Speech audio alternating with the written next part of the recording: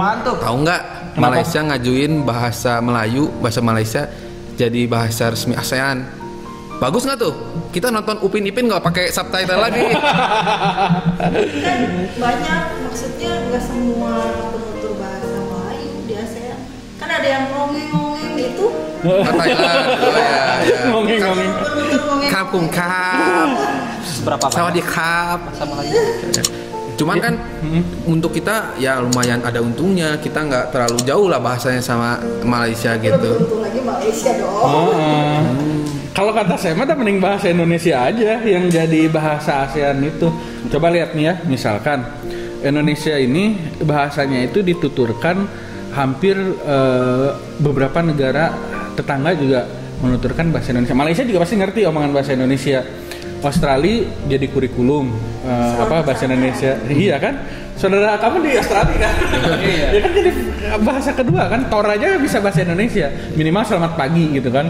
Nah, terus kalau saya lihat di Thailand juga mulai mempelajari bahasa Indonesia karena wisatawan Indonesia banyak banget dulu tuh ke Thailand. Salah satu yang terbanyak yang datang berkunjung ke Thailand sehingga mereka memperkerjakan pegawai-pegawai dari Thailand Selatan yang memang cenderung berbahasa Melayu. Nggak kopun kap gitu kan, bahasa Melayu, dan mereka pakai bahasa Indonesia gitu berdagangnya gitu. Coba sebagai penutur bahasa Melayu. Enggak. Saya juga nggak terlalu ini ya. Ya pertama, kenapa saya ingin tahu juga sih kenapa sih harus ada bahasa ASEAN. Kemudian kalau soal kenapa, ya pastilah setiap negara pengen bahasa kebangsaan mereka yang jadi bahasa ASEAN. Cuma kan kita harus melihatnya, ya tadi benar kata Kang Guru, gimana supaya negara-negara ASEAN ini lebih mudah mempelajari, ya dicari bahasa yang memang lebih banyak dikuasai oleh negara-negara tersebut ya. Ya kalau lihat dari sisi politik ini mungkin juga bahasanya itu bagus. Ya bagus ya. Strategis juga itu. Bagaimana masing-masing negara bisa mendapatkan posisi lah. Kalau artinya ketika bahasa kita jadikan bahasa ASEAN, ya ada kebanggaan tersendiri. Ada bargaining ya. Selain kebanggaan juga ada bargaining. Karena satu, kita nggak usah belajar bahasa Thailand, kita nggak usah belajar bahasa Vietnam. Orang Vietnam yang belajar bahasa kita. Nah itu kan akan memperkuat sebenarnya posisi Indonesia nih secara strategis. Kenapa Malaysia mencoba mengajukan itu? Ketika dia berhasil kan dia akan memiliki posisi yang strategis dan bargaining power yang kuat. Nah Indonesia nggak boleh kalah kalau kata saya ya, nggak boleh kalah dong, karena tadi penutur bahasa Indonesia itu lebih banyak, walaupun akar bahasanya dari bahasa Melayu, tapi kan serapannya banyak. Ada serapan dari Belanda, dari Arab, ada dari bahasa daerah, dari Portugis gitu kan. Nah bahasa Indonesia ini ya tadi penuturnya itu banyak, 200 juta lah, lebih 270 juta, berarti kan orang Timor Leste juga masih ngerti bahasa Indonesia gitu kan. Orang Brunei juga kalau orang Indonesia ngomong masih ngerti-ngerti aja gitu kan, orang Malaysia juga. Artinya ya bahkan tadi di Thailand aja, di Vietnam juga, bahkan teman-teman saya yang suka dulu itu zaman sebelum koronce gitu kan, suka single trip gitu kan ke sana, banyak yang sudah menuturkan bahasa Indonesia. Nah artinya kita bisa memanfaatkan itu gitu. Tapi kalau misalnya ASEAN ini berkacanya ke Uni Eropa, maksudnya kita akan membuat kesatuan di Uni Eropa, lebih strategis penyamaan mata uang kalau menurut saya, karena Uni Eropa itu anak ekonomi ya. Kelihatan ekonomi banget. Ekonomi ya. Saya lulusan politik banget ya. Eropa itu kan bahasa pemersatunya Inggris, sedangkan Inggris juga kan ternyata keluar dari Uni Eropa.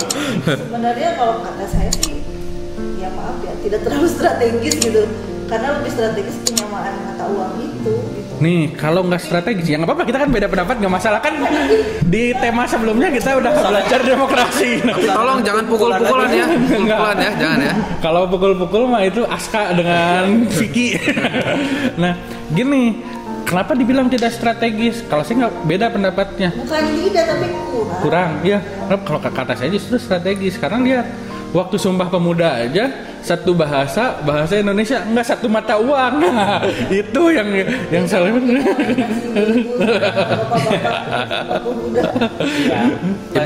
Ibu mau belanja di Pattaya pakai rupiah ya? Harus rupiah, tapi bisa loh, bisa di Thailand udah bisa. Kan ada money change. Kalau Enggak, maksudnya mereka nerima rupiah juga kadang-kadang langsung dikonversikan. Misalkan kita cuma punya 200.000 nih, bisa beli ini enggak? Dikonversikan langsung. Sama sih sebenarnya pasar baru juga pakai ringgit kan. Iya. Kadang-kadang nerima juga ringgit walaupun alat transaksi yang sahnya kan pasti mata uang negaranya masing-masing ya. Iya benar. Sekarang saya jualan minyak aja harus pakai rubel saya. Sok ngarah-ngarah. Kalau mau dua-duanya ya supaya damai nih, udah kita juga bahasa ajuin mata uang juga gitu kan. Buat Termasuk ekonomi. wacana itu tuh kayaknya udah lama sih terdengar, kayak penyatuan bahasa, penyatuan mata uang. Mungkin Karena kita berkacanya ingin sekuat Uni Eropa ya. Pada saat ada negara yang misalkan krisis aja, Yunani misalnya krisis, itu negara-negara yang kuat secara ekonomi bisa membackup karena mata uangnya kan sama gitu. Iya. Nah iya udah bahasanya sama, mata uangnya sama kan, wah udah makin Nah, kuat. ini satu, karena saya pernah Gitu, baca oke kemarin. sih. Ada yang baca kemarin ada Twitter. Ya sudah, kalau orang Indonesia tidak mau bahasa Melayu disahkan, jangan nonton Upin Ipin. Terus ada yang balas, oke, tapi sekalian Susanti kirim balik ke Indonesia. Aduh, Ya, kacau. artinya ya kalau kita kaitkan dengan analis kebijakannya, ya berarti gimana advokasinya kita nih, gimana bergaining kita supaya bahasa Indonesia yang dijadiin sebagai bahasanya ASEAN. Ya bisa dengan tadi data yang disampaikan Kang Guru, penuturnya lebih banyak. Kemudian ya kalau kita lihat sejarah sih kontribusi Indonesia di ASEAN itu kan cukup Tinggi juga. cukup Iya. besar. Kita tuh kan sebagai negara inisiator ya, nah, misalkan inisiator gerakan non-blok gitu kan, inisiator ASEAN juga gitu kan. Nah ini sebenarnya bergaining tadi ya, kalau kita bahas agak serius dikit gitu kan. Ya ini memang kita jangan kalah gercep sama Malaysia gitu kan. Dulu batik baru ribut-ribut ketika Malaysia mengajukan sebagai warisan budaya dia. Terakhir itu reog dia gitu kan. Itu reog, namanya juga reog Ponorogo gitu. Mau diklaim sama Malaysia kan kadang-kadang suka nggak habis pikir ya. Di sana ada nama lainnya, bahasa Indonesia. Reog Malaysia gitu. Tapi Reog Kuala Lumpur. nah, gitu kan reog gitu kan, terus bahasa. Nah, kita juga sebenarnya ini juga akhirnya menjadi PR buat ini ya Mas Sandiaga Uno nih, Menparekraf gitu kan. Ini akan berkaitan dengan hal tersebut gitu kan. Artinya proses reog termasuk bahasa juga kan. Bahasa juga kan bagian dari budaya gitu kan, hasil budidaya manusia juga gitu kan. Nah, ini memang paling dekat sih yang mengadvokasi Menparekraf gitu kan. Nah, kalau misalkan sampai ya bolehlah Menteri Pertahanan turun gitu untuk mempertahankan harga diri Saya bangsa. harus bertanya itu apa? Oh iya. Saya orang Minang gitu. Ya, kalau masih sama-sama ngotot gitu kan. Ya tadi pas Sandi angkat tangan gitu kan, Menteri Pertahanan bolehlah turun misalkan untuk mempertahankan ini kan harga diri bangsa gitu. Penyebaran bahasa juga sebenarnya berkaitan sama diaspora Indonesia. Iya. Itu bisa kayak Kementerian Keuangan rajin ngirim beasiswa ke luar negeri, itu kan bisa jadi penyebaran bahasa, Iya. penyebaran budaya. Belum lagi TKI itu secara nggak langsung ya diaspora Indonesia Iya. juga.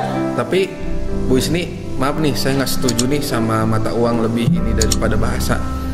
Menurut saya bahasa itu lebih penting, karena dengan bahasa itu akan memunculkan berbagai bidang lagi untuk bekerja sama. Misalkan nih, kita punya Indonesia udah jadi nih ya. Sekarang kita bikin film ke luar negeri, gak usah pakai subtitle, mereka sudah ngerti film kita. Iya. Terus ada yang kita nih ya? nganggur nih.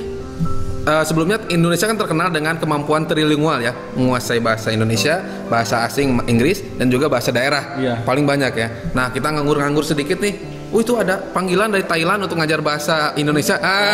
Banyak kan universitas di Indonesia, mungkin nanti jadi universitas kelas atas, karena untuk belajar ke sana susah gitu, karena bahasanya harus bahasa Indonesia. Tuh, ada prospek. Mungkin itu saya sedikit ya, hanya karena kemampuan berpikir saya yang kurang gitu ya, maklum Baru saya. kepikiran tadi Iya, lagi. baru kepikiran tadi banget gitu. Jadi ya nggak belajar dulu sih ini.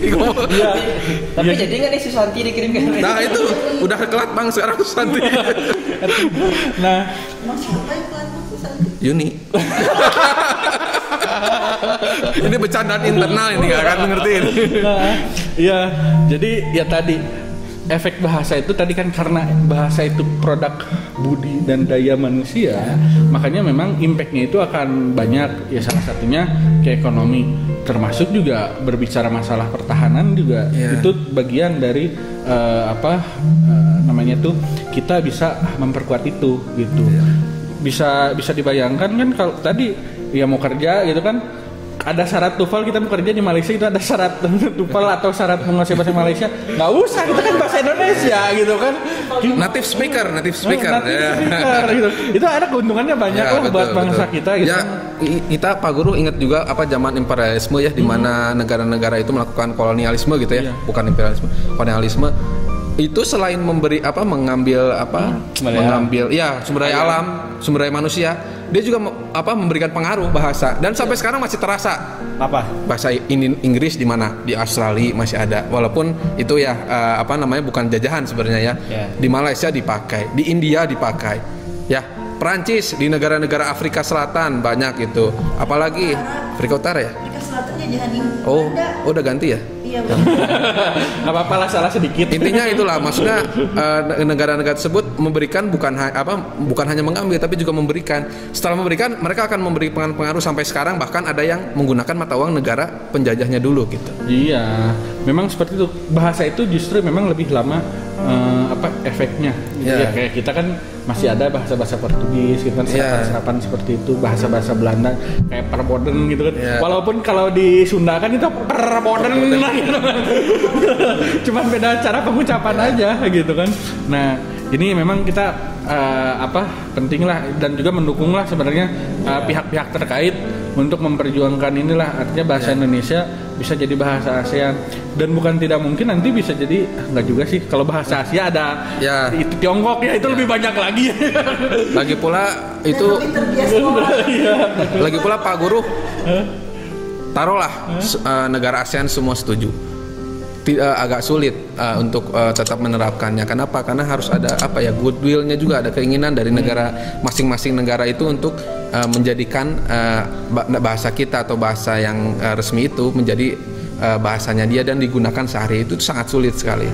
Jangankan begitu, penutur bahasa Indonesia pun ada yang di daerah yang belum bisa bahasa Indonesia gitu. Karena itu kalau tidak merasa penting berbicara bahasa, misalnya bahasa Inggris, saya nggak merasa penting nih bicara bahasa Inggris.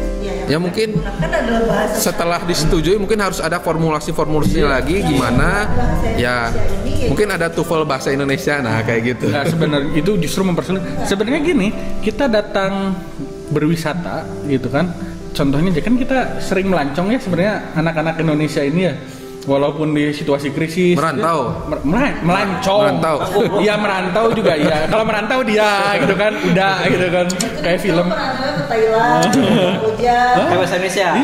Kalau banyak wisatawan itu ya tadi yang saya bilang, di Thailand itu juga mulai menggunakan bahasa Indonesia, merasa penting karena ada efek ekonomi juga tadi memang gitu kan. Harus ada keterdesakan gitu sama masyarakat yang non Indonesia untuk menggunakan bahasa Indonesia. Ya, saya setuju.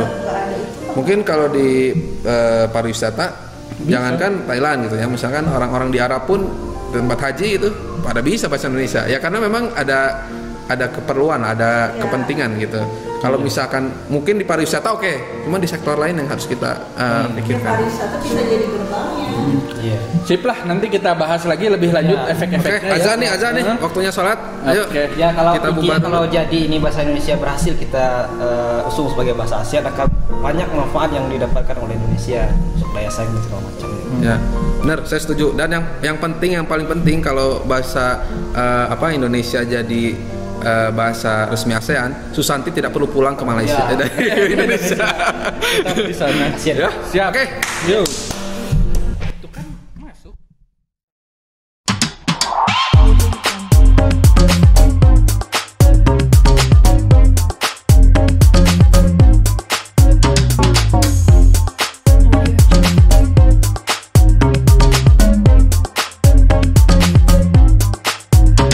Bye.